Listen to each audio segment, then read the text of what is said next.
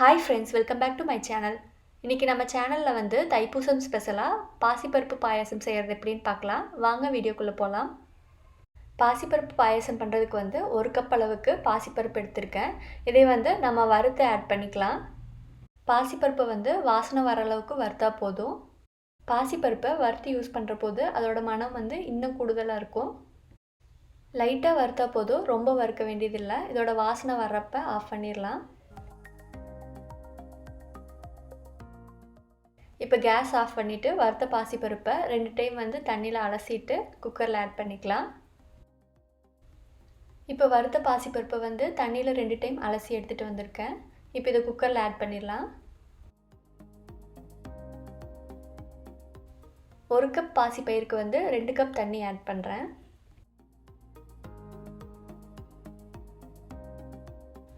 குக்கரை மூடி ஸ்டவ்வில் வச்சுட்டு ஒரு 2 விசில் விட்டு எடுத்துடலாம். இப்போ வெல்லத்தை கரைக்கிறதுக்கு வந்து ஒரு பேனை ஹீட் பண்ணி அதில் வந்து 1 கப் போல் தண்ணி ஆட் பண்ணுறேன். அடுத்து இதுக்குள்ளே வந்து 1 கப் போல் துருவின வெல்லம் ஆட் பண்ணுறேன். வெல்லத்தில் வந்து தூசி மண் இந்த மாதிரி ஏதாவது இருக்கும். ஸோ அதனால் வந்து வெல்லத்தை கரைச்சி அதை வந்து வடித்து எடுத்துக்கலாம்.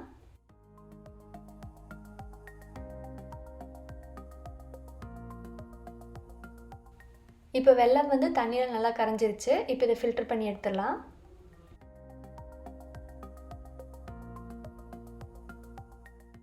இப்போ வெள்ளை தண்ணி வந்து ஒரு பக்கம் வச்சிடலாம். அடுத்து வந்து தேங்காய் பால் அரைச்சி எடுத்துக்கலாம். தேங்காய் பால் எடுக்கிறதுக்கு வந்து ஒரு மூடி தேங்காயை வந்து இந்த மாதிரி கட் பண்ணி எடுத்துகிட்டு மிக்ஸி ஜாரில் ஆட் பண்ணிக்கிறேன். இதை வந்து லைட்டாக 2 பல்ஸ் விட்டுட்டு அப்புறமா தண்ணி ஊற்றி அரைச்சிக்கலாம். இப்போ தேங்காய்க்கு வந்து கொஞ்சமாக தண்ணி ஆட் பண்ணி அரைச்சி எடுத்துருக்கேன். இப்போ இதிலிருந்து வந்து தேங்காய் பால் புழிஞ்சு எடுத்துக்கலாம். நான் வந்து 2 டைம் 3 டைம் தண்ணி ஊற்றி பிழிஞ்சு எடுக்காமல் ஒரு டைம் மட்டும் தண்ணி ஆட் பண்ணி பிழிஞ்சு எடுத்துருக்கேன். தேங்காய் பால் வந்து பிழிஞ்சு எடுத்தாச்சு. இது ஒரு பக்கம் இருக்கட்டும். இப்போ வந்து திராட்சை முந்திரியை வறுத்துக்கலாம். அதுக்கு வந்து ஒரு பேனை ஹீட் பண்ணி 1 டேபிள் ஸ்பூன் போல் கீ ஆட் பண்ணுறேன். கீ மெல்ட் ஆனதும் கொஞ்சமாக திராட்சையும் முந்திரியும் ஆட் பண்ணுறேன். திராட்சையும் முந்திரியும் வந்து நெய்யில் நல்லா வறுத்து எடுத்துக்கலாம். திராட்சையும் முந்திரியும் நல்லா செவக்க வறுத்துட்டு ஒரு பிளேட்டில் எடுத்துக்கலாம். இப்போ வந்து பாசிப்பருப்பையும் வேக வச்சு எடுத்தாச்சு. அதே மாதிரி வெல்லத்தை கரைச்சி எடுத்து வச்சுருக்கோம். தேங்காய் பாலையும் வந்து பிழிஞ்சு எடுத்தாச்சு. மறுபடியும் வந்து திராட்சை முந்திரியும் வந்து வறுத்து எடுத்து வச்சுருக்கோம். இப்போ இது எல்லாத்தையும் ஒன்றா மிக்ஸ் பண்ணி ஒரு கொதி விட்டாவே போதும், நம்மளோட பாயாசம் ரெடி. இப்போ திராட்சை முந்திரியை ஃப்ரை பண்ண அதே பேன்லேயே வந்து வேக வச்ச பாசிப்பருப்பை வந்து ஆட் பண்ணிக்கலாம். இப்போ இதுக்குள்ளே வந்து வெல்லத்தை கரைச்சி ஃபில்டர் பண்ணி எடுத்து வச்சதை வந்து ஆட் பண்ணிக்கலாம். இப்போ வெல்லமும் பாசிப்பருப்பும் வந்து நல்லா வேகட்டும். ஒரு கொதி வந்ததுக்கப்புறமா வந்து தேங்காய் பால் ஆட் பண்ணிக்கலாம். பாசிப்பருப்பு வெல்லத்தோடு கலந்து ஒரு கொதி வந்ததுக்கப்புறமா வந்து தேங்காய் பால் ஆட் பண்ணிக்கலாம். தேங்காய் பால் ஆட் பண்ணுறப்ப வந்து கேஸ் சிம்லேயே வச்சுருங்க.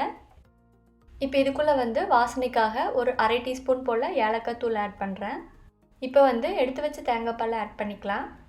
மறந்துடாமல் கேஸ் வந்து லோ ஃப்ளேமில் வச்சுக்கோங்க. தேங்காய் பால் வந்து ரொம்ப நேரம் கொதிக்கக்கூடாது. அப்படி கொதிச்சுனா வந்து திரியாக வர மாதிரி இருக்கும். இப்போ இது வந்து லைட்டாக ஒரு கொதி வந்தாவே போதும், ரொம்ப கொதிக்க வேண்டாம்.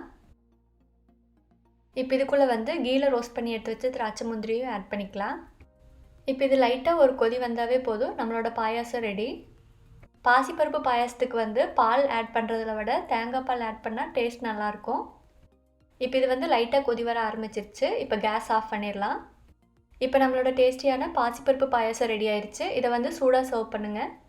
இந்த பாயாசத்தை வந்து சூடாக சாப்பிட்றத விட சில்லுன்னு சாப்பிட்றதுக்கு ரொம்ப டேஸ்ட்டாக இருக்கும்.